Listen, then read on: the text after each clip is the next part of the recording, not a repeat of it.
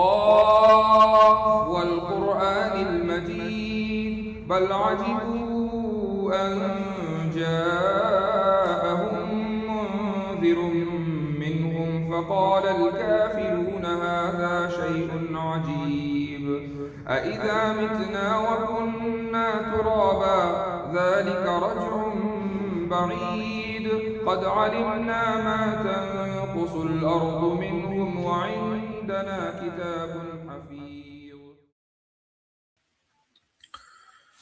السلام علیکم ورحمۃ اللہ وبرکاتہ. بسم اللہ الرحمن الرحیم. الحمد للہ رب العالمین والصلاة والسلام علی سید الانبیاء والمرسلین وعلی آلہ وصحبہ اجمعین. اما بعد. آج کا ہمارا یہ سیشن اس سال کے رمضان کا آخری سیشن ہے دفاع سنت سیریز کے تحت. اور آج کا جو ہمارا موضوع ہے وہ ایک مشہور اعتراض ہے کہ جو رسول اکرم صلی اللہ علیہ وسلم کی ذات کے تعلق سے کیا جاتا ہے، اور یہ اعتراض دراصل بخاری کی ایک حدیث کو بنیاد بنا کر کیا جاتا ہے. اور چونکہ بخاری حدیث کلیکشن کا ایک اعلیٰ ترین کہہ لیں کہ ذخیرہ ہے، تو جب اس اعلیٰ ترین ذخیرے پر سے اعتماد کو کمزور کر دیا جائے تو پھر بقیہ احادیث بھی تشکیک کے دائرے میں آ جاتی ہیں. منکرین حدیث کا یہی شیوہ رہا ہے کہ وہ احادیث کو مشکوک قرار دینے کی پوری کوشش کرتے ہیں. اور اب جب کہ سوشل میڈیا کی وجہ سے ہر گلی نکڑ پر ایک چینل چل رہا ہے مرتدین کا یا اسلام کے خلاف بولنے والوں کا، اور یہ ایک ایسا بزنس ہے کہ جو خوب چلتا ہے. یعنی اگر کوئی اسلام کے خلاف چینل کھول کر بیٹھ جائے تو اس کے سبسکرائبرز خوب ہوں گے، اس کو چندہ دینے والے خوب ہوں گے، اس کے پیٹریون کے فالوور خوب ہوں گے، اور اس کو مزید کچھ کرنے کی ضرورت نہیں ہوگی، وہ ہاتھوں ہاتھ لیا جائے گا. یہ ایک افسوسناک صورتحال ہے، اور اس کی بنیادی وجہ دنیا میں بڑھتا ہوا اسلاموفوبیا ہے.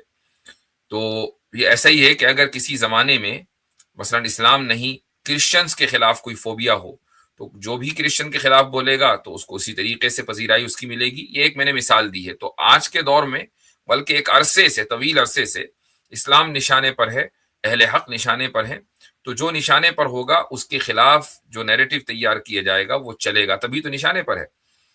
تو ایک طرف منکرین حدیث ہیں اور دوسری طرف یہ مرتدین یا اسلاموفوبز ہیں کہ جو آپ علیہ الصلاۃ والسلام کی کردار کشی کے حوالے سے مختلف حدیثیں تلاش کرتے ہیں، اور انہیں اس سے بحث نہیں ہوتی کہ اس حدیث کا کیا کانٹیکسٹ ہے، کیا مطلب ہے. تو یہ جو حدیث ہے یہ بخاری کی 6982، اس حدیث کو روایت کیا ہے اوریجنلی سیدہ عائشہ رضی اللہ عنہا نے، لیکن اور یہ پورا ایک قصہ ہے. حضرت عائشہ رضی اللہ عنہا بیان کرتی ہیں کہ کیسے وحی کا آغاز ہوا، کس طرح آپ صلی اللہ علیہ وسلم غار میں تشریف فرما تھے، وہاں جبریل آئے اور پھر اس کے بعد پہلی وحی دی، اور وہ جو پورا واقعہ ہے کہ ان کو بھینچا اور انہوں نے کہا کہ ما انا بقارئ وغیرہ وغیرہ. ایک تفصیلی واقعہ ہے. آگے چل کر آخر میں جو الفاظ ہیں وہ یہ ہیں کہ اس کے بعد وحی رک گئی، وفتر الوحی، وحی پاز ہو گئی. رکنے کا مطلب یہ نہیں ہے کہ ختم ہو گئی، وحی پاز ہو گئی. حتی حزین النبی صلی اللہ علیہ وسلم فیما بلغنا، یہ جو فیما بلغنا ہے یہ کی ورڈ ہے کہ یہاں تک کہ رسول اکرم صلی اللہ علیہ وسلم افسردہ ہو گئے. حتی حزین النبی صلی اللہ علیہ وسلم فیما بلغنا، اس روایت کے مطابق جو ہم تک پہنچی ہے، حزنن اور شدید غمزدہ ہو گئے کہ غدا منہ مرارا کی یتردى من رؤوس شواہق الجبال، کہ کئی مرتبہ ایسا ہوا کہ آپ صلی اللہ علیہ وسلم اپنے آپ کو پہاڑوں کی چوٹیوں سے گرانا چاہتے تھے، اور پھر جب ایسا ہوتا تو حضرت جبریل علیہ الصلاۃ والسلام آ جاتے اور کہتے کہ اے محمد صلی اللہ علیہ وسلم انک لرسول اللہ حقا، آپ یقیناً اللہ کے رسول ہیں اور پھر آپ صلی اللہ علیہ وسلم مطمئن ہو جاتے اور پرسکون ہو جاتے۔ یہ روایت، یہ جو فیما بلغنا، جو اس روایت کے مطابق جو ہم تک پہنچی، بلغا کے معنی پہنچنا، جو ہم تک پہنچی، یہ کون کہہ رہا ہے؟ یہ کہہ رہے ہیں امام زہری۔ امام زہری اگرچہ ایک عظیم شخصیت ہے علم حدیث میں، لیکن بہرحال کوئی بھی معصوم عن الخطا نہیں ہے۔ معصوم عن الخطا تو پھر انبیاء ہوتے ہیں، فرشتے ہوتے ہیں۔ روایت یہ بخاری کے اندر موجود ہے۔ اس روایت سے یہ پتہ چلتا ہے کہ آپ صلی اللہ علیہ وسلم خودکشی کا ارادہ کر چکے تھے اس غم کی وجہ سے کہ بھئی وحی آئی تھی، اب کیوں نہیں آ رہی ہے، اور خودکشی بہرحال گناہ ہے۔ تو اب یہاں دو اعتراض ہوتے ہیں، اور انشاءاللہ دونوں کے جوابات تلاش کرنے کی آج کوشش کی جائے گی۔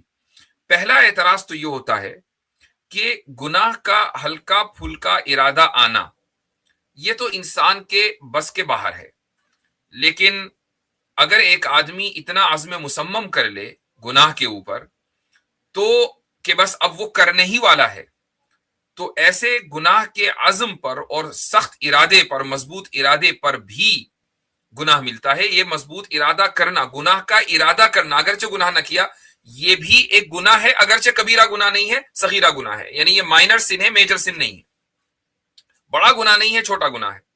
تو کیا رسول اکرم صلی اللہ علیہ وسلم جبکہ نبی بن چکے تھے، رسول بن چکے تھے، آپ صلی اللہ علیہ وسلم یہ گناہ کر سکتے تھے؟ اگر یہ گناہ کر سکتے تھے تو اس کا مطلب یہ ہے کہ آپ معصوم عن الخطا نہیں تھے، انفیلیبل نہیں تھے، جبکہ انبیاء علیہم الصلاۃ والسلام انفیلیبل ہیں۔ تو ایک تو، اور یہ حدیث بتا رہی ہے کہ آپ صلی اللہ علیہ وسلم نے علیاذ باللہ گناہ کیا، اور ایک مرتبہ نہیں، کئی مرتبہ کیا۔ تو ایسی حدیث جو کہ بخاری میں موجود ہے اور جس سے عصمت انبیاء علیہم الصلاۃ والسلام اور خصوصاً رسول اکرم صلی اللہ علیہ وسلم کی عصمت کے اوپر فرق پڑتا ہے، ہم اس حدیث کو کیسے مان لیں؟ یہ منکرین حدیث کی طرف سے اعتراض ہوتا ہے۔ دوسری طرف جو اسلام مخالفین ہیں، اسلاموفوبز ہیں، ان کی طرف سے جو اعتراض ہے وہ یہ ہے کہ خودکشی کی تھاٹ آنا، سوسائیڈل تھاٹس، یہ تو اس بات کی دلیل ہے کہ ایک انسان ذہنی طور پر مریض ہے، ذہنی بیمار ہے۔ مثلا اس کو کوئی انگزائٹی ہے، ڈپریشن ہے، یا اس کی کوئی بائی پولر پرسنالٹی ہے۔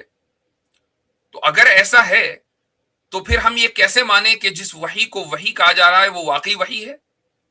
ہو سکتا ہے کہ یہ العیاذ باللہ رسول اکرم صلی اللہ علیہ وسلم کے اس نفسیاتی مرض کی ایک علامت ہو، العیاذ باللہ۔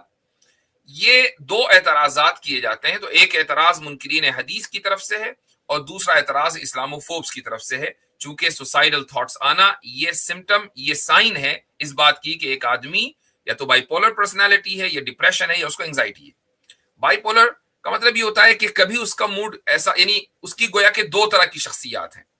بعض مرتبہ آپ نے کسی کو دیکھا ہوگا کہ بھئی ایک شخص ہے تو کبھی تو بہت ہی جولی نیچر میں رہتا ہے، بہت اچھا، خوب اس کا موڈ فریش رہتا ہے اور ہر ایک سے بات کر رہا ہے، گھل رہا ہے، مل رہا ہے، اور اچانک اس کا موڈ بدل جاتا ہے اور اب اس کو لوگوں سے وحشت ہونے لگتی ہے، وہ لوگوں سے صحیح منہ بات نہیں کرتا، کوئی مذاق نہیں کرتا، چڑچڑاپن اس کے مزاج میں آ جاتا ہے۔ یہ اس طرح کی جو شخصیت جو اچانک بدلتی ہیں اور بہت لمبے عرصے تک کے یہ موڈ سوئنگز ہوتے رہتے ہیں، یہ بائی پولر پرسنالٹی۔ تو یہ دو اعتراضات آپ حضرات کے سامنے میں نے رکھے ہیں۔ اب ان اعتراضات کا جواب سمجھنے کی کوشش کرتے ہیں انشاءاللہ تعالی۔ سب سے پہلی بات تو یہ ہے کہ ایک ٹرمینالوجی آپ سمجھ لیں، اس ٹرمینالوجی کو سمجھنے سے سارے مسئلے حل ہو جاتے ہیں۔ علم حدیث کی ایک ٹرم ہے جس کو بولا جاتا ہے مرسل۔ مرسل کس حدیث کو کہتے ہیں؟ مرسل اس روایت کو کہتے ہیں کہ جس میں ایک تابعی کسی حدیث کو ڈائریکٹ رسول اکرم صلی اللہ علیہ وسلم کی طرف منسوب کرے۔ آپ کا قول ہو یا آپ کا فعل ہو، آپ علیہ الصلاۃ والسلام کی طرف وہ منسوب کر رہا ہے ایک تابعی، تو یہ حدیث مرسل کہلاتی ہے۔ کچھ تابعین ایسے ہیں کہ جب وہ یہ مرسل بیان کرتے ہیں تو وہ 100% ایکوریٹ ہوتی ہے، یعنی وہ بالکل بے غبار اور صحیح ہوتی ہے۔ مثال کے طور پر ابراہیم نخعی رحمت اللہ علیہ، ابراہیم نخعی نے کچھ صحابہ کو دیکھا بھی ہے اور عبداللہ ابن مسعود رضی اللہ عنہ کے ایک واسطے سے وہ شاگرد ہیں. یعنی ابراہیم نخعی کے جو ٹیچرز ہیں وہ صحابہ کے ڈائریکٹ اور سینئر صحابہ کے شاگرد ہیں، جیسے کہ عبداللہ ابن مسعود رضی اللہ عنہ. اب ہوتا یہ ہے کہ ابراہیم نخعی اکثر و بیشتر یہ کرتے ہیں کہ اگر وہ کوئی حدیث بیان کرتے ہیں تو اپنے ٹیچرز جو ان کے اساتذہ ہیں ان کا نام نہیں لیتے اور صحابہ کا نام نہیں لیتے اور ڈائریکٹ حدیث کو منسوب کر دیتے ہیں رسول اکرم صلی اللہ علیہ وسلم کی طرف کہ آپ صلی اللہ علیہ وسلم نے یہ فرمایا یا یہ کیا. لیکن محدثین کا اس بات پر اتفاق ہے کہ ابراہیم نخعی اگر یہ کام کریں، یعنی کسی حدیث کو مرسل کے طور پر بیان کریں، تو یہ بالکل حجت ہے، اتھارٹی ہے، صحیح ہے، بے غبار ہے، اس میں کوئی مسئلہ نہیں ہے. کیوں؟ اس کی وجہ یہ ہے کہ ابراہیم نخعی نے یہ پہلے ہی طے کیا ہوا ہے اور اپنے اسٹوڈنٹس کو بتا رکھا ہے کہ جب میں کسی حدیث کو مرسل کے طور پر بیان کر رہا ہوں، اس کا مطلب یہ ہے کہ مجھے معلوم ہے کہ بیچ میں میرے اور رسول اکرم صلی اللہ علیہ وسلم کے درمیان کون کون واسطے ہیں، اور مجھے 100% پتا ہے کہ یہ واسطے بالکل کریڈیبل ہیں اور درست ہیں، قابل اعتماد ہیں. اس لیے میں اعتماد کرتے ہوئے ان واسطوں کو ڈراپ کر دیتا ہوں. لیکن جب میں وہ واسطے ذکر کرتا ہوں، یعنی میں نے اپنے استاد کا نام لیا، ان کے استاد کا نام لیا، اور مثلا ابراہیم نخعی کے جو استاد ہیں وہ تو صحابی نہیں تھے، وہ تو تابعی تھے، تو یہ جو نام لے رہے ہیں تو گویا کہ وہ یہ کہہ رہے ہیں کہ بھائی نام میں نے بتا دیا کہ یہ حدیث میں نے کس سے لی ہے، باقی تحقیق تم خود کر لینا. اب یہاں اعتماد نہیں ہے، لیکن جہاں مرسل کے طور پر بیان کر رہے ہیں وہاں اعتماد ہے. یہ رول کس کا ہے؟ یہ ابراہیم نخعی کا رول ہے، اور تمام محدثین نے اس رول کو قبول کیا ہے. لیکن ہر محدث کے بارے میں یہ رول ہو ایسا نہیں ہے. اب دیکھیں، اسی لیے علوم حدیث یہ ایک بحر زخار ہے، یہ ایک بڑا گہرا سمندر ہے. جب تک آپ اس میں ڈیپ ڈاؤن ڈائیو نہیں کریں گے تب تک آپ کو کچھ پتہ نہیں چلے گا کہ یہاں ہو کیا رہا ہے. اسی لیے ترجموں کے سہارے مت رہیں، اور ترجموں کے سہارے دین کو سمجھنا اور دین کو کوئی خدا نخواستہ کوئی شکوک و شبہات آ جائیں تو ان کو اعتراضات میں تبدیل کر کے اپنے دین کو ختم کر دینا، یہ انسان کا شیوا نہیں ہونا چاہیے. امام زہری کی بات ہو رہی تھی، یہ بھی تابعی ہیں اور بڑی عظیم الشان شخصیت ہے، کوئی معمولی شخصیت نہیں ہے. بڑے بڑے صحابہ سے انہوں نے تعلیم حاصل کی ہے. لیکن ان کا مسئلہ الٹ ہے. ان کا مسئلہ یہ ہے کہ جب یہ اپنے اور رسول اکرم صلی اللہ علیہ وسلم کے درمیان واسطہ ذکر کرتے ہیں، ان کے اور آپ صلی اللہ علیہ وسلم کے درمیان بھی عام طور سے 2 واسطے ہو سکتے ہیں، یعنی ایک سینئر تابعی کا اور پھر صحابی کا.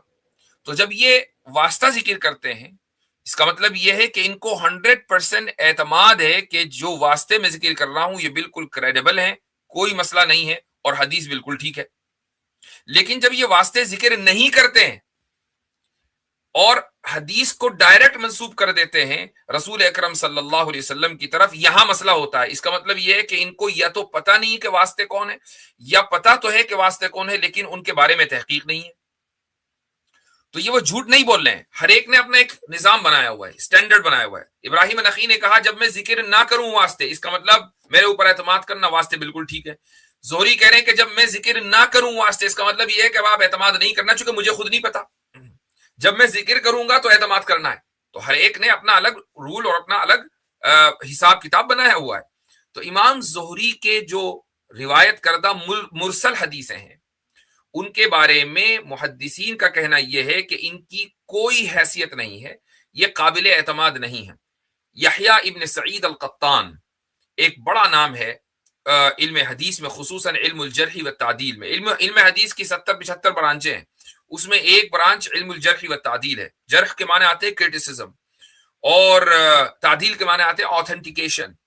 تو وہ علم کے جس سے ہم یہ سیکھتے ہیں کہ کسی راوی اور کسی حدیث کے روایت کرنے والے کو ہم کرٹیسائز کن بنیادوں پہ کریں گے اور آتھینٹیکیٹ کس بنیاد پہ کریں گے، اس سائنس کو کہا جاتا ہے علم الجرح و تعدیل. تو یحییٰ ابن سعید القطان اس علم کے بڑے امام ہیں، اس فن کے بڑے امام ہیں. تو وہ امام زہری کے بارے میں یہ کہتے ہیں کہ ان کی مرسل روایتیں ہوا کی طرح ہیں. یعنی انہوں نے جو الفاظ استعمال کیے وہ ہے مثل الریح، ہوا کی طرح ہے. یعنی جیسے ہوا کا کوئی وزن نہیں ہے، ایسے ہی ان کی روایتوں کا، مرسل روایتوں کا کوئی وزن نہیں. بے وزن روایتیں ہیں، ان پر اعتماد نہیں کیا جا سکتا۔ آپ ہوا پر اعتماد کر کے اگر چھلانگ لگا دیں اونچی جگہ سے اور یہ سوچیں کہ یہ ہوا تو مجھے بچا ہی لے گی، روک لے گی، تو آپ سیدھے زمین پر آ گریں گے اور یا تو انجری ہوگی یا اپنی جان سے ہاتھ دھو بیٹھیں گے۔ تو ہوا پر اعتماد نہیں کیا جا سکتا۔ ہاں، آپ ہوا کے ساتھ پھر کوئی سوٹ پہنیں گے، کوئی انجن ونجن لگے گا تو آپ پھر ہوا میں اڑ سکتے ہیں، لیکن ویسے ہی اگر چھلانگ لگا دیں گے تو ہوا پر اعتماد نہیں کر سکتے۔ تو ایسے ہی ان کی مرسل روایتوں پر اعتماد نہیں کر سکتے۔ جب یہ اصول آپ کے سمجھ میں آ گیا تو یہ جو بلاغ کا لفظ استعمال ہوتا ہے، فیما بلغنا، میں نے ابھی شروع میں کہا کہ بخاری کی حدیث 6982 میں امام زہری یہ کہہ رہے ہیں کہ اس روایت کے مطابق جو ہم تک پہنچی، فیما بلغنا، جو ہم تک پہنچی، آپ صلی اللہ علیہ وسلم کئی مرتبہ پہاڑ کی چوٹیوں پہ گئے اور اپنے آپ کو گرانے کا ارادہ کیا۔ جو محدث، تابعی، خصوصاً تابعی ہے، تبع تابعی ہے، جب کسی مرسل روایت کو، اور میں نے مرسل کی تشریح کر دی ہے، کسی مرسل روایت کو اس انداز سے بیان کرتا ہے، بلاغانا، بلاغانا، مجھ تک، ہم تک یہ بات پہنچی، یا بلاغانی، مجھ تک یہ بات پہنچی، اس کو بولا جاتا ہے بلاغات۔ ایک کیٹیگری بنا دی گئی بلاغات کہ ساری روایتیں بلاغات کے تحت ہیں۔ تو امام زہری کی بلاغات کی کا کوئی اعتبار نہیں ہے، لیکن میں نے جیسے کہا کہ ہر محدث کا رول الگ ہوتا ہے۔ امام مالک رحمت اللہ علیہ اپنی کتاب موطا امام مالک میں بہت سی جگہوں پر کہتے ہیں فیما بلغنی، مجھ تک یہ بات پہنچی۔ تو امام مالک کے جو بلاغات ہیں وہ قابل اعتماد ہیں، لیکن امام زہری کے بلاغات قابل اعتماد نہیں ہیں۔ اور یہ جو خودکشی والی بات ہے، یہ امام زہری نے اپنے بلاغات کے تحت ذکر کی ہے، یعنی امام زہری تک یہ بات پہنچی ہے اور بغیر سند کے انہوں نے آگے اس کو بڑھا دیا ہے۔ تو خودکشی والا واقعہ یہ قابل اعتماد نہیں ہے۔ کیا کسی اور محدث نے ذکر کیا ہے؟ بالکل ذکر کیا ہے۔ مثلا ابن سعد نے اپنی طبقات میں اس واقعے کو ذکر کیا ہے، لیکن اس کی سند تو بالکل واہی تباہی ہے، اس کی سند کا تو کوئی اعتبار کیا ہی نہیں جا سکتا۔ اس میں یعنی جہاں ایک طرف ڈسکنٹینیوٹی ہے، سند میں جب ڈسکنٹینیوٹی آ جاتی ہے تو حدیث ضعیف ہو جاتی ہے، اس میں جھوٹے لپاڑے قسم کے راوی موجود ہیں، تو ایسے لوگوں کی روایت کا آپ کیسے اعتبار کریں گے؟ تو یہی روایت جو امام زہری کی بخاری میں آئی ہے وہی مضبوط ترین ہے اپنے اس میدان میں، لیکن اس مضبوط ترین کا حال بھی یہ ہے کہ اس پر اعتماد نہیں کیا جا سکتا۔ لیکن یہاں ایک سوال ذہن میں آتا ہے، اور وہ سوال یہ ہے کہ امام بخاری کی شخصیت کیا ایسی ہے کہ وہ اس طرح کی روایتیں ذکر کریں گے کہ جن پر ہم اعتماد نہیں کر سکتے؟ اگر ہم امام بخاری کے تیار کردہ مجموعہ حدیث کو سب سے زیادہ کریڈیبل مانتے ہیں تو آخر کیا وجہ ہے کہ یہ حدیث امام بخاری نے اپنی صحیح میں ذکر کی ہے؟ یہ اعتراض بخاری پر ہوتا ہے، اور جب ہم یہ کہتے ہیں کہ یہ روایت قابل اعتبار نہیں ہے تو اگلا پھر یہ کہتا ہے کہ ارے بخاری کی حدیث کا آپ نے انکار کیسے کر دیا؟ یہ اس کا جواب بھی سن لیجئے، چونکہ اس کا جواب آپ کو وہ دیں گے نا جنہوں نے بخاری پڑھی ہو، جنہوں نے صحیح بخاری کو دیکھا ہی نہیں، sunna.com پہ دیکھا کہ اچھا بخاری بی سے لکھا جاتا ہے، بس اتنا ہی پتا ہے ان کو، اسپیلنگ بخاری کی بی سے ہے، با سے لکھنے پر وہ قادر نہیں ہے، بخاری کو با سے لکھنا ان کو نہیں آتا، ہاں بی سے لکھنا آتا ہے، اور اتنا ہی پتا ہے صحیح بخاری کے بارے میں۔ تو اگر آپ ان لوگوں سے صحیح بخاری کا جو منہج ہے، میتھڈالوجی ہے، اس پر گفتگو کریں گے تو نتیجہ پھر وہی ہونا ہے کہ ایک سے ایک آپ کے سامنے نمونے آئیں گے۔ صحیح بخاری میں کچھ روایتیں ایسی ہیں کہ جن کو ہم کہتے ہیں معلق۔ معلق کا مطلب کیا ہے؟ معلق کا مطلب ہے، لفظی اس کے معنی ہے لٹکی ہوئی، یا کوئی بھی چیز جو لٹکی ہوئی اس کو معلق کہتے ہیں۔ اردو میں بھی یہ لفظ بولتے ہیں، ہوا میں معلق۔ معلق کو اگر ہم علم حدیث میں استعمال کریں اس ٹرمینالوجی کو، تو اس کا مطلب یہ ہے کہ ایسی حدیث کے جس کی سند ڈراپ کر دی گئی ہو۔ اب امام بخاری نے اپنی صحیح میں بہت سی جگہوں پر معلق روایتیں، یعنی بغیر سند کے روایتیں ذکر کی ہیں، اور اس کے بارے میں جو اصول ہے وہ یہ ہے کہ اگر امام بخاری نے وہی بات دوسری جگہ اپنی کتاب میں سند کے ساتھ ذکر کر دی ہے، تو یہاں پر جو انہوں نے بغیر سند کے اس حدیث کو ذکر کیا ہے، اس کو بھی ہم قابل قبول مان لیں گے، چونکہ اپنی کتاب میں دوسری جگہ انہوں نے اس کی سند ذکر کر دی۔ لیکن اگر انہوں نے وہ بات سند کے ساتھ ذکر کی ہی نہیں کہیں بھی، تو اب ایسی حدیث کے جس کو خود امام بخاری بھی بغیر سند کے ذکر کر رہے ہیں وہ محل اعتراض ہے. یعنی اب it is subject to investigation, کہ ہم اس کو انویسٹیگیٹ کریں گے کہ بھئی یہ صحیح ہے یا غلط ہے. امام بخاری نے یہ جو پوری روایت ہے کہ آپ صلی اللہ علیہ وسلم پر پہلی وحی کیسے آئی، اور آپ علیہ الصلوۃ والسلام غار ہیرا میں تھے، وہاں عبادت کرتے تھے، فرشتہ آیا، اس نے وحی دی، پھر وہ حضرت خدیجہ کے پاس آئے، زملونی کہا کہ مجھے چادر اڑاؤ، وغیرہ وغیرہ، پورا کانورسیشن. ہو سکتا ہے کہ آپ نے کئی مرتبہ اس کانورسیشن کو سنا ہو. امام بخاری نے کئی جگہ اپنی صحیح میں، اپنی کتاب میں اس پورے کانورسیشن کو نقل کیا ہے، لیکن صرف ایک جگہ جو حدیث 6982 ہے اس میں اس کانورسیشن کے اندر امام زہری کے اس اضافے کو ذکر کیا ہے کہ آپ صلی اللہ علیہ وسلم خودکشی کا ارادہ رکھتے تھے.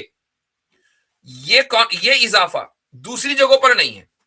تو امام بخاری اس اضافے کو لا کر اصل میں یہ بتانا چاہتے ہیں کہ دیکھو، اگر یہ اضافہ میرے نزدیک قابل اعتماد ہوتا تو میں سب جگہ اس کو ذکر کرتا، کہیں اور ذکر نہیں کیا، صرف یہاں ذکر کیا، یہ بتانے کے لیے کیا کہ یہ اضافہ قابل اعتبار نہیں ہے. بھائی اگر کسی غیر قابل اعتبار بات کو کے بارے میں یہ کہا جائے کہ یہ قابل اعتبار نہیں ہے، کریڈیبل نہیں ہے، تو بھی تو اس بات کو بتانا ہی پڑے گا نا. بات بغیر بتائے آپ یہ کیسے کہہ سکتے ہیں کہ کریڈیبل ہے کہ نہیں ہے؟ اب امام بخاری نے کہا کچھ نہیں لیکن سب کچھ کہہ دیا کہ میں نے 5 جگہ اس حدیث کو ذکر کیا، وہاں یہ بات نہیں ہے، 6ٹھی جگہ یہ ذکر کیا، وہاں یہ بات ہے. اس کا مطلب یہ ہے کہ یہ بات قابل اعتبار نہیں ہے. یہ ان کی میتھڈالوجی ہے. جو لوگ صحیح بخاری کو پڑھاتے ہیں، پڑھتے ہیں، سمجھتے ہیں، وہ بہت آسانی کے ساتھ اس کو جان سکتے ہیں. لیکن جو بخاری کو ہو سکتا ہے کہ بی کے بجائے پی سے پروناؤنس کرتے ہوں یا لکھتے ہوں، ان کو کیا پتا ہوگا کہ امام بخاری رحمۃ اللہ علیہ کا کیا منہج ہے، ان کی کیا میتھڈالوجی ہے، ان کا علم حدیث سے کیا واسطہ مطلب. تو اس لیے یہ حدیث، یہ روایت، حدیث نہ کہیں اس کو، یہ روایت جو امام زہری نے ذکر کی ہے، مرسلن ذکر کی ہے، بغیر سند کے ذکر کی ہے، یہ قابل اعتماد نہیں ہے. اب آ جاتے ہیں ہم مسئلے پر جو، اور جب یہ آپ نے مان لیا تو دونوں اعتراضات بالکل ڈھہ گئے، ختم ہو گئے. چونکہ یہ دونوں اعتراضات کہ آپ علیہ الصلوۃ والسلام نے اگر یعنی خودکشی کا ارادہ کیا تو یہ تو خود گناہ ہے، آپ علیہ الصلوۃ والسلام گناہ کیسے کر سکتے تھے، یہ اعتراض بھی ختم ہو گیا چونکہ روایت غلط. اور یہ اعتراض کہ آپ علیہ الصلوۃ والسلام کو کوئی ڈپریشن، کوئی انگزائٹی، کوئی مینٹل النس، کوئی یعنی بائی پولر پرسنالٹی، اس طرح کی کوئی چیز تھی، اعتراض بھی ختم ہو گیا چونکہ روایت ہی غلط ہے. لیکن پھر بھی میں ان دونوں مسئلوں پر مختصر سی گفتگو کرنا چاہوں گا کہ نبی کریم علیہ الصلوۃ والسلام کی عصمت کا مطلب ہے انفیلیبلٹی، یعنی آپ علیہ الصلوۃ والسلام گناہوں سے محفوظ ہیں، نبوت سے پہلے بھی، نبوت کے بعد بھی، کبیرہ گناہوں سے بھی، صغیرہ گناہوں سے بھی، ہر طرح کے گناہوں سے اللہ تعالیٰ نے انبیاء علیہ الصلوۃ والسلام کو محفوظ رکھا ہے. یہ ہمارا عقیدہ ہے، بنیادی عقیدہ ہے. لیکن اس کے مقابلے میں مثلا عیسائی یہ کہتے ہیں کہ وہ نبوت پر ایمان تو لاتے ہیں، یعنی انبیاء کو مانتے ہیں، رسولوں کو مانتے ہیں، ان کے ہاں میسنجرز کا کانسیپٹ ہے، پروفٹس کا کانسیپٹ ہے، لیکن ان انبیاء اور رسولوں کو وہ انفیلیبل نہیں مانتے، معصوم نہیں مانتے، بلکہ ان انبیاء اور رسولوں کے تعلق سے ان عیسائیوں کا عقیدہ یہ ہے کہ انہوں نے بہت گناہ کیے ہیں العیاذ باللہ. کسی پر انہوں نے ریپ کا الزام لگا دیا، کسی پر انہوں نے اپنی لڑکیوں کے ساتھ یعنی انٹرکورس کرنے کا الزام لگا دیا، کسی پر کچھ، کسی پہ کچھ. یہ سب اولڈ ٹیسٹمنٹ اور نیو ٹیسٹمنٹ میں ساری چیزیں موجود ہیں. یہی وجہ ہے کہ وہ یہ کہتے ہیں کہ خدا نے پہلے انسان کی ہدایت کے لیے انبیاء اور رسولوں کو بھیجا، لیکن انبیاء اور رسول وہ کام کر نہیں پائے چونکہ وہ انفیلیبل نہیں تھے، تو وہ خود گناہوں میں العیاذ باللہ ملوث ہو گئے. یہاں تک کہ اللہ تعالیٰ کو خود حضرت عیسیٰ کی شکل میں آنا پڑا انسانیت کی ہدایت اور اس کی بھلائی کے لیے. تو ایک عیسائی سے گفتگو ہو رہی تھی ایک موقع پر، تو جب اس نے یہ بات کہی تو میں نے کہا کہ بھائی اس اصول کے اعتبار سے تو اللہ تعالیٰ بھی انفیلیبل نہیں ہے، وہ بھی معصوم عن الخطا نہیں رہا، چونکہ پہلے اس نے ٹرائی کر کے دیکھ لیا کہ بھائی پہلے اس کو بھیجو، پھر اس کو بھیجو، پھر اس کو بھیجو، اتنے سارے بھیج دیے، کوئی بھی کام کا نہیں العیاذ باللہ. یہاں تک کہ اللہ نے کہا ٹھیک ہے بھائی تمہارے سے کام نہیں ہو رہا تو میں ہی کرتا ہوں. تو گویا کہ اللہ کے ڈیسیژن میں کوئی غلطی تھی. اگر ڈیسیژن میں غلطی نہیں تھی تو ان انبیاء اور رسولوں کو اپنا کام پورا کرنا چاہیے تھا اور کام پورا کیا نہیں آپ کے مطابق، تو اس کا مطلب یہ ہوا کہ ڈیسیجن میں غلطی تھی تو اللہ تعالیٰ کو آنا پڑا، تو پھر آپ نے تو اللہ تعالیٰ کی طرف بھی غلطی منسوب کر دی۔ اس لیے مسلمانوں کا جو عقیدہ ہے وہ بالکل ریشنل ہے کہ اللہ نے جن نفوس قدسیہ کا انتخاب کیا اپنے پیغام کو پہنچانے کے لیے، وہ تمام کی تمام ذاتیں، وہ تمام کے تمام نفوس معصوم عن الخطا تھے، غلطی سے مبرہ تھے، ان کے یہاں نہ صغیرہ کا تصور تھا نہ کبیرہ کا، اور اس کی وجہ یہ ہے کہ وہ شخصیات مقتدا شخصیات ہیں۔ مقتدا کا مطلب ہے کہ وہ شخصیات ایسی ہیں کہ جن کی ایک ایک بات کی ہمیں اقتدا کرنی ہے۔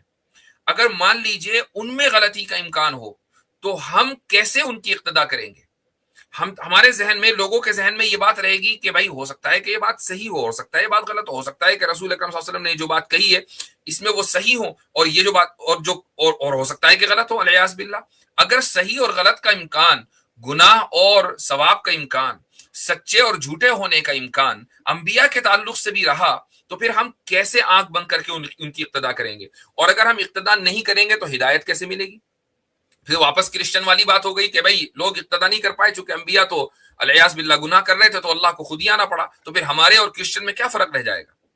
اسی لیے امت کا اجماع ہے، صحابہ کرام رضی اللہ عنہم کے زمانے سے لے کر آج تک امت کا اجماع ہے کہ انبیاء علیہم الصلاۃ والسلام معصوم عن الخطا ہیں، اور یہ اجماع الگ الگ طریقوں سے الگ الگ واقعات کے اوپر میں ظاہر ہوا ہے، 10 واقعات ہیں۔ ایک دو بات میں آپ کے سامنے رکھتا ہوں۔ مثلا آپ علیہ، بلکہ ایک حدیث آپ کو سنا دوں کہ نبی کریم علیہ الصلاۃ والسلام نے فرمایا کہ نذر اللہ امرأ سمع منی حدیثا فحفظه حتى يبلغه غیرہ، کہ نبی کریم علیہ الصلاۃ والسلام فرماتے ہیں کہ اللہ تعالیٰ اس شخص کو تر و تازہ رکھے کہ جس نے میری حدیث کو سنا، اس کو یاد کیا اور اس کے بعد دوسروں تک پہنچا دیا۔ تو اگر آپ علیہ الصلاۃ والسلام کی ذات یا آپ کے اقوال یا آپ کے افعال میں غلطی کا امکان ہوتا تو بتائیں رسول اکرم صلی اللہ علیہ وسلم اپنی کسی بات کو یاد کرنے والے کو دعا کیوں دیتے؟ چونکہ بات میں تو غلطی کا امکان ہے۔ اب اس آدمی نے جو آپ صلی اللہ علیہ وسلم کی بات کو یاد کر کے آگے پہنچایا ہے اس میں غلطی کا امکان ہے، تو آگے لوگوں کو تو نفع ہوگا نہیں، غلط بات سے تو نفع ہوتا نہیں، لیکن آپ صلی اللہ علیہ وسلم دعا دے رہے ہیں، اس کا مطلب یہ ہے کہ آپ کی کوئی بھی بات غلط نہیں ہے، خصوصاً وہ کہ جس کو آگے پہنچانا ہے، یعنی جس کی تبلیغ کرنی ہے۔ میں نے جو خصوصاً کہا ہے اس سے میں نے ایکسکلوڈ کیا ہے ان باتوں کو کہ جن کا تعلق دنیاوی معاملات سے ہے اور جن کی تبلیغ نہیں کرنی ہے۔ آپ نے پالینیشن کا واقعہ، تعبیر نخل کا واقعہ آپ نے سنا ہوگا کہ رسول اکرم صلی اللہ علیہ وسلم مدینہ تشریف لائے اور کہا کہ بھئی یہ تم کیا ٹیکنیک استعمال کرتے ہو اپنی فارمنگ کے لیے، پالینیشن جس کو بولتے ہیں، تو وہ رک گئے صحابہ۔ اگلے سال پروڈکشن کم ہوا تو آپ علیہ الصلوۃ والسلام نے فرمایا کہ انتم اعلم بامور دنیاکم، کہ تم اپنے دنیاوی معاملات زیادہ بہتر طریقے سے جانتے ہو۔ تو وہ مشورے جو آپ صلی اللہ علیہ وسلم نے خالص دنیاوی معاملات کی حیثیت سے دیے ہیں اور جن کا تعلق تبلیغ سے نہیں ہے، ان مشوروں کا ماننا صحابہ کے لیے ضروری نہیں تھا۔ باقی دینی معاملات میں جن چیزوں میں تبلیغ کرنی ہے اس میں ہر حال میں اقتدا ہوگی، اور اس کی وجہ یہ ہے کہ انبیاء علیہ الصلوۃ والسلام معصوم ہیں عن الخطا۔ ایک اور آپ کو واقعہ سناتا ہوں یہود خیبر سے، خیبر کے یہودیوں سے متعلق ہے۔ نبی کریم علیہ الصلوۃ والسلام نے، میں نے اس سے پہلے ذکر کیا ہے جب بنو نذیر کا واقعہ آیا، بنو قریظہ کا، تو بنو نذیر کو اور بھی بعد میں بنو قریظہ وغیرہ کے لوگ یہ خیبر میں جا کر آباد ہو گئے تھے، خصوصاً بنو نذیر کے لوگ۔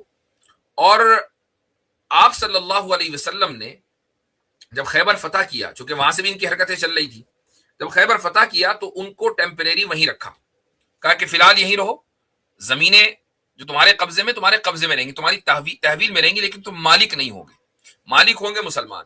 50% جو پروفٹ ہوگا وہ تمہارا ہوگا اور 50% مالکان کا ہوگا، چونکہ اب مالک مسلمان ان زمینوں کے۔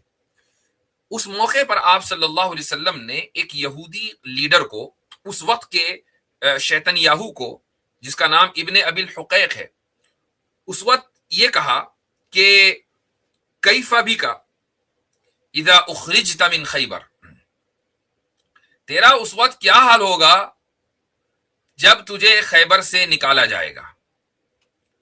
تعدو بک قلوسک لیلۃ بعد لیلۃ، اور تو کئی رات تیری اونٹنی تجھے بھگا کر لے کے جائے گی، یعنی تو اپنی اونٹی پہ چلے گا، دوڑے گا کئی رات تک۔ تو یہ ابن ابی الحقیق اس زمانے کا شیطانیاہو تھا، اس کو نبی کریم صلی اللہ علیہ وسلم نے یہ بات کہی۔ آپ علیہ الصلوۃ والسلام کی وفات ہو گئی، بعد میں حضرت ابوبکر صدیق رضی اللہ عنہ خلیفہ بنے، پھر اس کے بعد حضرت عمر ابن الخطاب رضی اللہ عنہ خلیفہ بنے، اور پھر آپ نے حضرت عمر ابن الخطاب نے ابن ابی الحقیق کو کہا کہ بھائی خیبر خالی کر دو۔ تو اس نے کہا کہ کیوں، ہمیں تو نبی کریم صلی اللہ علیہ وسلم نے یہ جگہ دی ہے رہنے کے لیے، اور آپ اپنے نبی کی مخالفت کیسے کرتے ہیں؟ تو حضرت عمر رضی اللہ عنہ نے کہا کہ یاد نہیں ہے نبی کریم علیہ الصلوۃ والسلام نے کیا کہا تھا کہ تیرا اس وقت کیا حشر ہوگا جب تیری اونٹنی تجھے کئی کئی رات تک لے کر دوڑ رہی ہوگی۔ تو وہ کہنے لگا ابن ابی الحقیق، وہ تو مذاق میں کہا تھا، وہ تو مذاق میں کہا تھا، آپ علیہ الصلوۃ والسلام مذاق کر رہے تھے۔ تو نبی کریم صلی اللہ حضرت عمر ابن الخطاب رضی اللہ عنہ نے بڑی سنجیدگی سے کہا کہ کذبت عدو اللہ، اللہ کے دشمن تو جھوٹ بول رہا ہے کہ نبی کریم علیہ الصلوۃ والسلام نے مذاق میں کہا تھا۔ اگر یہ بات کہتے ہوئے چہرے پر مسکراہٹ بھی تھی تو بھی یہ قول ہمارے لیے حجت ہے، آپ صلی اللہ علیہ وسلم کوئی بات جھوٹ نہیں کہہ سکتے۔ اور اس کے بعد پھر حضرت عمر رضی اللہ عنہ نے خیبر سے ان لوگوں کو نکال کے دوسری جگہ بسایا، چونکہ ان کی شیطنت کم نہیں ہو رہی تھی۔ اب دیکھ لیں، حالانکہ اتنی دور بسا دیا تھا، اس کے باوجود آج تک وہ شیطانی جاری ہے، اور آج واپس خیبر آنا چاہتے ہیں۔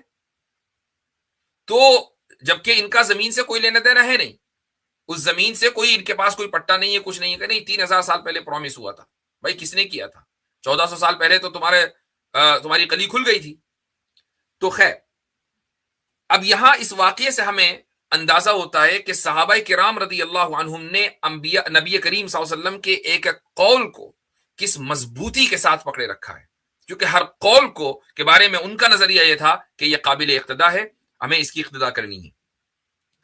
حجر اسود پر حضرت عمر رضی اللہ عنہ تشریف لائے کعبۃ اللہ کا طواف کرتے ہوئے، اور اس سنگ سیاہ کو، حجر اسود کو خطاب کر کے ایک بات کہی، تاریخی جملہ ارشاد فرمایا، کہا کہ لولا انی رأیت رسول اللہ صلی اللہ علیہ وسلم یقبلک ما قبلتک، اگر میں نے رسول اکرم صلی اللہ علیہ وسلم کو نہ دیکھا ہوتا کہ آپ نے تیرا بوسہ لیا ہے تو میں تیرا بوسہ نہ لیتا، چونکہ میں نے دیکھ لیا تھا اس لیے لے رہا ہوں۔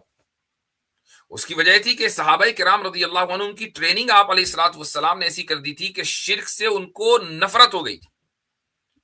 لیکن یہاں چونکہ ایک پتھر اللہ تعالیٰ کے شعائر میں سے ایک شعار ہے، خدا ان میں نہیں ہے، اس کی عبادت نہیں ہو رہی ہے، لیکن خدا کے شعار کی تعظیم تو ہوتی ہے، مسجد کی تعظیم ہوتی ہے۔ مسجد کی تعظیم کیوں، مسجد کی ہم حرمت کیوں کہ قائل ہیں؟ اس لیے کہ وہ اللہ کے شعار میں سے ایک شعار ہے۔ ایسے ہی یہ جو حجر اسود ہے یہ بھی اللہ کے شعائر میں سے ایک شعار ہے۔ تو حضرت عمر رضی اللہ عنہ نے کہا چونکہ رسول اکرم صلی اللہ علیہ وسلم نے تیرا بوسہ لیا اس لیے لے رہا ہوں۔ اس سے ثابت ہوا کہ صحابہ کرام آپ علیہ الصلوۃ والسلام کے ایک قول اور ایک فعل کو کس نظر سے دیکھتے تھے۔ آپ صلی اللہ علیہ وسلم نے لگاتار روزے رکھنے شروع کیے بغیر افطار کے، ایک روزہ ختم دوسرا شروع، دوسرا ختم تیسرا شروع۔ تو کچھ صحابہ کرام نے نبی کریم علیہ الصلوۃ والسلام کی اقتداء میں یہ کام کرنا چاہا۔ آپ صلی اللہ علیہ وسلم نے فرمایا تم کیوں کر رہے ہو؟ انہوں نے کہا کیونکہ آپ کر رہے ہیں یا رسول اللہ۔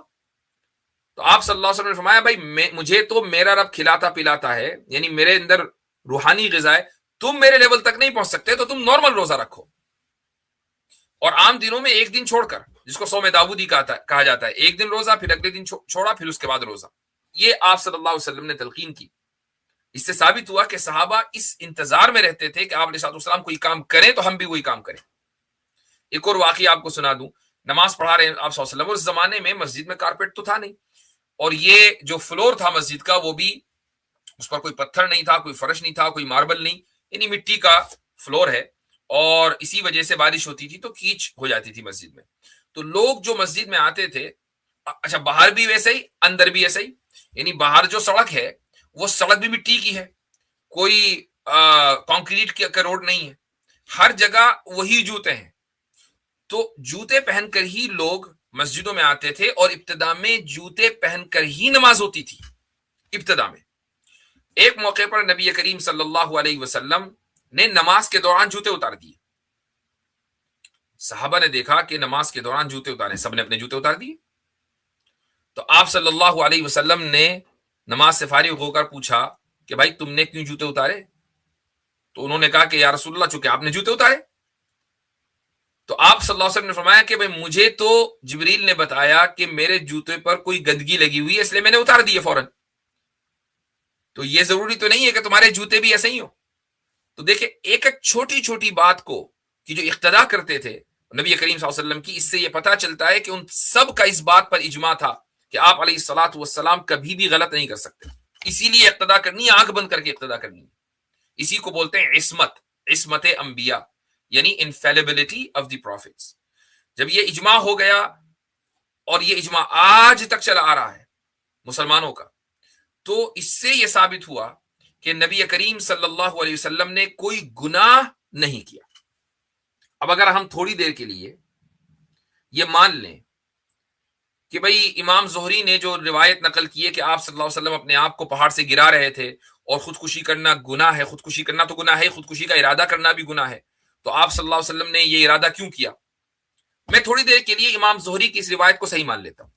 Four the sake of argument زہری جو بات کہہ رہے ہیں وہ صحیح ہے کہ چلو بھائی ہاں رسول اکرم صلی اللہ علیہ وسلم اپنے آپ کو پہاڑ سے گرانا چاہتے تھے.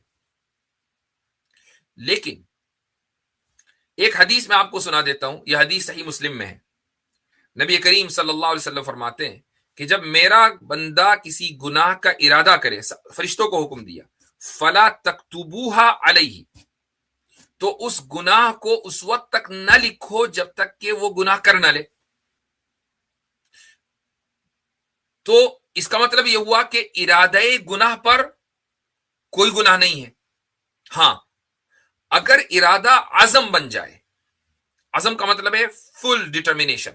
اس کی اکثر میں ایک مثال دیتا ہوں. آپ ایک بینک گئے، بینک میں بیٹھے ہوئے ہیں اور آپ نے ایک سودی لون کے لیے اپلائی کیا، اور آج کے دور میں یہ بڑا ریلیونٹ ہے. ابھی آج کل جو وار چل رہی ہے ایران اور امریکہ کی، تو امریکہ نے کسی ایرانی بینک پر حملہ کیا تو ایران نے امریکی بینکوں پر حملہ کرنا شروع کر دیا گلف میں. تو مان لیجئے آپ دبئی میں کسی ایسے بینک میں بیٹھے ہوئے ہیں، کیونکہ ابھی دبئی میں ایسا واقعہ ہوا ہے اس لیے وہیں کی مثال دے رہا ہوں، اور آپ کو ایک سودی قرض چاہیے اور آپ فل ڈٹرمنڈ ہیں کہ بھائی مجھے قرض چاہیے، میں ساری ریکوائرمنٹ پوری کر دی ہے، ڈاکومنٹ سارے دے دیے بینکر کو. اچانک سائرن بجنے لگے اور بینکر صاحب کہیں کہ بھائی میزائل ادھر ہی کو آ رہا ہے، نکل لو، 4 منٹ ہیں 5 منٹ ہیں، اور ایک دم سارا کاروبار بند ہو جائے اور سب لوگ وہاں سے بھاگنے لگیں، بینک کے آپریشن بند ہو جائے اور آپ وہاں سے نکل جائیں، تو آپ کو قرض تو ملا نہیں. لیکن آپ فلی ڈٹرمنڈ تھے کہ اگر مان لیجئے یہ میزائل نہ آتا، یہ حملے نہ ہوتے اور بینک کا کاروبار اسی طریقے سے چل رہا ہوتا، تو آپ نے تو سود لے لیا تھا. یہ ہے عزم. تو اس عزم کو آپ پورا اس لیے نہیں کر پائے کہ حالات نے موقع نہیں دیا.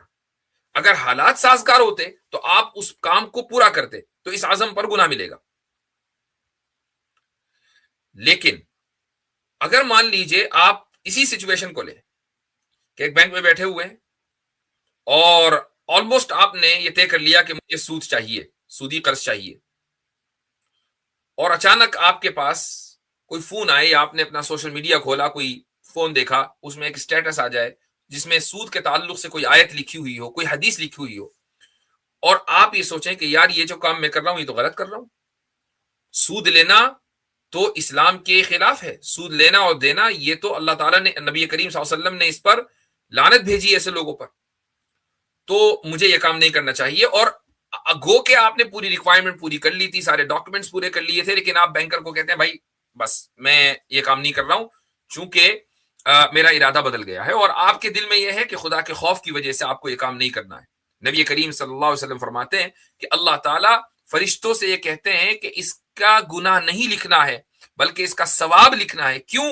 انما ترکھا من جرایا، کہ اس نے میری وجہ سے، میرے خوف کی وجہ سے یہ گناہ چھوڑا ہے. تو اگر تھوڑی دیر کے لیے ہم مان بھی لیں کہ نبی کریم علیہ الصلوۃ والسلام خودکشی کا ارادہ کر چکے تھے تو یہ ثابت کون کرے گا کہ خودکشی کا ارادہ عزم میں بدل گیا تھا؟ اور اگر عزم بھی ہو گیا تھا تو جب جبریل آ گئے تو اللہ ہی کی وجہ سے تو آگے بڑھنے سے رکے، تو اللہ کی وجہ سے جو آگے بڑھنے سے رکے گا اس کو تو ثواب ملے گا، چاہے جائے کہ اس کو گناہ ملے. تو یہاں تو نبی کریم صلی اللہ علیہ وسلم کے ثواب میں اضافہ ہوا، آپ اس کو گناہ کیسے کہہ سکتے ہیں؟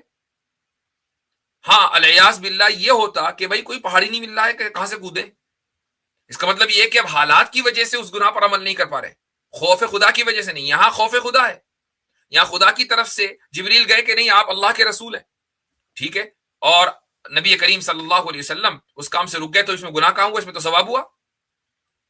تو یہ اعتراض کی بات نہیں ہے، یہ تو آپ علیہ الصلوۃ والسلام کی خوبی ہے کہ جس کام کو آپ غلط کہہ رہے ہیں اس پہ آپ صلی اللہ علیہ وسلم کو ثواب مل رہا ہے. یہ اسوت ہے جبکہ ہم اس روایت کو صحیح مان لیں four the sake of argument. اب آ جاتے ہیں ہم اس دوسرے اعتراض پر، اس کو مختصر میں بیان کر دیتا ہوں. روایت غلط ہے، جب یہ ثابت ہو گیا تو یہ کہنا کہ نبی کریم صلی اللہ علیہ وسلم چونکہ خودکشی کا ارادہ کر رہے تھے اور جس کو سوسائڈل تھاٹس آئیں یہ گویا کہ ایک سمٹم ہے، مثال ہے یا سائن ہے کہ اس شخص کو انگزائٹی ہے، ڈپریشن ہے، یا کوئی وہ بائی پولر پرسنالٹی ہے وغیرہ وغیرہ. اس کا جو جواب ہے وہ یہ ہے کہ آپ کو تھوڑی سی سائیکالوجی پڑھنی چاہیے اور تھوڑا اس پر تحقیق کرنا چاہیے کہ سوسائڈل تھاٹ، اور یہ اس وقت کہہ رہا ہوں میں جبکہ ہم روایت کو again four the sake of argument صحیح مان رہے ہیں. سوسائڈل تھاٹس کا آنا ہمیشہ یہ کسی ذہنی یا نفسیاتی بیماری کی دلیل نہیں ہوتا ہے. ہاں ایسا ہوتا ہے کہ نفسیاتی بیماری ہو اور اس وجہ سے سوسائڈل تھاٹس آ رہے ہیں، اور ایسا بھی ہوتا ہے کہ بغیر کسی بیماری کے سوسائڈل تھاٹ آئے. اس کو بولا جاتا ہے سچویشنل ڈسٹریس. سچویشنل نکلا ہے لفظ سچویشن سے، یعنی صورتحال. تو کسی فوری صورتحال کے ریئیکشن کی وجہ سے انسان اسٹریس میں ہوتا ہے، اور ہر انسان اسٹریس میں ہو سکتا ہے، پریشر تو ہر ایک پر آ سکتا ہے. تو اس اسٹریس کی وجہ سے ایک آدمی کے ذہن میں بات آتی ہے، وہ اپنے آپ کو نا امید سمجھتا ہے اور اس کے ذہن میں یہ بات آتی ہے کہ مجھے اپنے آپ کو ختم کر لینا چاہیے.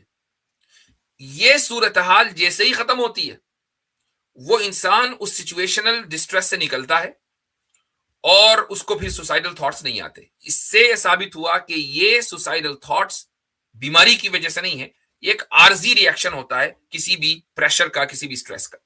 اس کو بیماری نہیں کہا جاتا. بیماری اس وقت ہے کہ آپ اس بندے کو کہ جس کو سوسائڈل تھاٹس آ رہے ہیں، جب تک اس کا علاج نہ کرے، اس کی تھراپی نہ کرے، وہ خود سے ٹھیک نہیں ہوگا. معاملہ اور بد سے بدتر ہوتا جائے گا. آپ اس کو کتنا ہی خوش کرنے کی کوشش کریں، اس کی جگہ بدل دیں، اس کا کھانا بدل دیں، اس کا حلیہ بدل دیں، اس کو آپ چٹکلے سنا دیں، وہ آپس کل کو اس کو پھر دوبارہ ویسے ہی غمزدہ ہو جانا ہے جیسا وہ تھا. ہاں آپ اس کی تھراپی کریں گے، کلینکلی اس کو ٹریٹمنٹ دیں گے، تو جا کے وہ ان حالات اور واقعات سے نکلے گا. اور جب تک کہ یہ کام نہیں ہوگا اس کو سوسائڈل تھاٹس آتے رہیں گے. تو اگر واقعی تھوڑی دیر کے لیے امام زہری کی اس روایت کو ہم صحیح مان لیں four the sake of argument, جو کہ ہم نہیں مانتے ہیں، تب بھی اگر ایسا ہوا ہے تو یہ سچویشنل ڈسٹریس کے نتیجے میں ہوا ہے، اور سچویشنل ڈسٹریس بیماری نہیں ہے. اگر کوئی یہ کہہ رہا ہے کہ یہ بیماری تھی تو یہ ثابت کرنا پڑے گا کہ علاج کس نے کیا. یہ ثابت کرنا پڑے گا کہ اس سچویشن کے ختم ہونے کے بعد کیا نبی کریم علیہ الصلوۃ والسلام کو پھر ایسے خیالات آتے تھے، اور کب جا کر آپ صلی اللہ علیہ وسلم ان خیالات سے اوپر اٹھے ہیں. کچھ بھی ثابت نہیں کیا جا سکتا. اس لیے اصل بات تو یہی ہے کہ یہ روایت امام زہری کی ہے، ناقابل اعتماد ناقابل اعتبار روایت ہے، اور اس روایت کی بنیاد پر کوئی بھی اعتراض آپ صلی اللہ علیہ وسلم کی ذات پر یا ذخیرہ حدیث پر بنتا نہیں ہے. تو جناب والا آج کا یہ موضوع بھی الحمدللہ مکمل ہوا، اور اب آپ سے رمضان کے بعد انشاءاللہ ملاقات ہوگی کسی لائیو سیشن میں.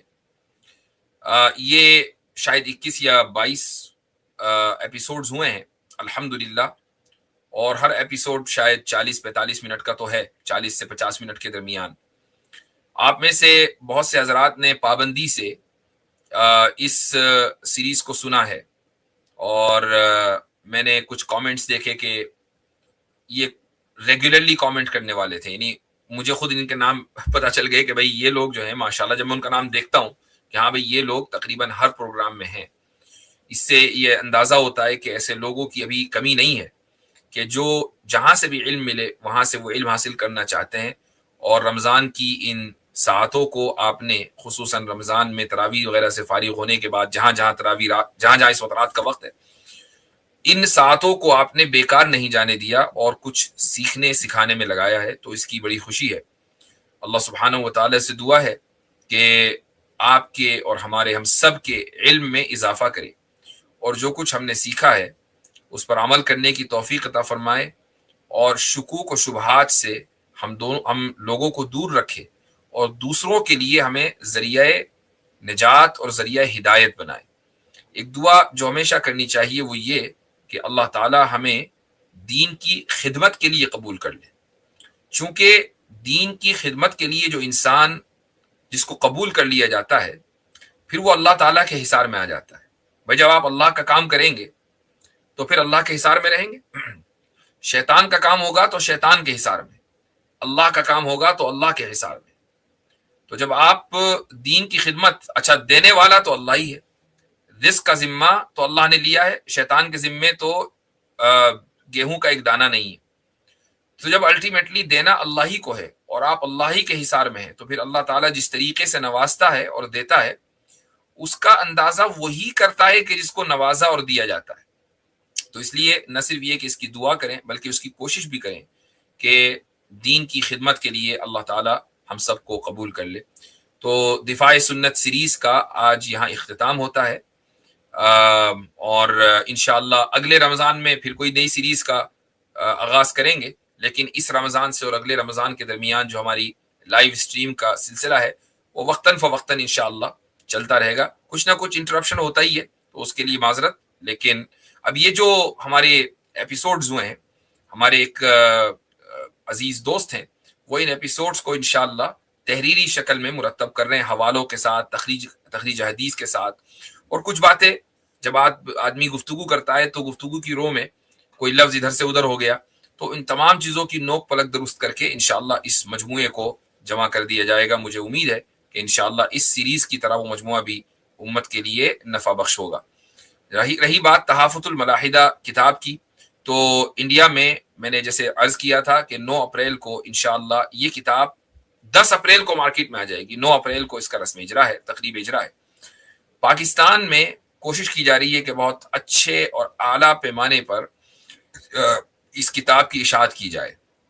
ہو سکتا ہے کہ اس میں پاکستان میں اشاعت کرنے میں تھوڑی سی تاخیر ہو، چونکہ اگر آپ اخبار کے کاغذ پر اس کتاب کی پاکستان میں اشاعت چاہتے ہیں تو وہ تو ہو جائے گی 10 دن میں، لیکن میرے خیال سے اخباری پیپر پر آپ جنگ اخبار پڑھیں وہ زیادہ بہتر ہے، چونکہ تحافظ الملاحدہ میں تو انشاءاللہ آپ کو علم ملے گا اور اس طرح کے دلائل ملیں گے کہ جس سے آپ ملحدین کا ناطقہ بند کر سکتے ہیں۔ تو اس کے لیے ضروری ہے کہ جب کتاب اتنی وسیع ہے اور اس کا مواد اہم ہے تو اس کی طباعت بھی اچھی ہو۔ اگر یعنی کوئی چیز معنوی اعتبار سے، باطنی اعتبار سے اچھی ہے تو ظاہری اعتبار سے بھی وہ اچھی ہونی چاہیے، تو اس کے لیے ٹائم لگے گا انشاءاللہ۔ مجھے امید ہے کہ جلد ہی وہ آپ تک بھی پہنچ جائے گی، اہل پاکستان تک بھی پہنچ جائے گی۔